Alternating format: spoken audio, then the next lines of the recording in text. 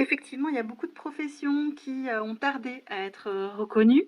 Alors, on peut parler des éboueurs, mais aussi on peut parler des personnes qui travaillent dans le service à la personne, donc qui vont chez les gens pour être aidants. Et toute cette économie, en fait, du soin, du care, ces personnes qui sont pourtant essentielles au fonctionnement de notre pays sont effectivement de longue date sous-valorisées. Il faut rappeler que sans toute cette armée de l'ombre, hein, si je puis dire, le pays ne tournerait pas. La crise actuelle a quand même eu le mérite de mettre un peu plus sur le devant de la scène des publics qui étaient plus rarement médiatisés. Pourquoi? Alors déjà, il y a un effet assez connu de profil sociodémographique, à la fois des politiques et des journalistes qui, en moyenne, ont plutôt un profil plutôt diplômé, qui proviennent souvent même des mêmes écoles et qui donc portent un effet de loupe en fait sur les milieux qui les entourent.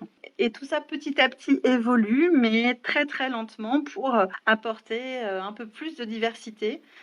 Il y a une première piste qui est finalement de militer et de travailler pour que d'autres catégories, que les catégories de cadres, soient représentées.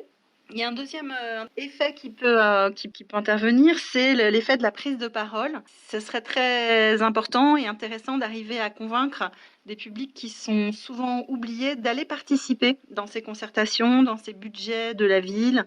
Une troisième proposition, c'est évidemment la question des salaires et de qu'est-ce qui est important dans notre société. Par exemple, les gens qui travaillent dans des associations bénévolement ne sont pas considérés comme des gens qui travaillent.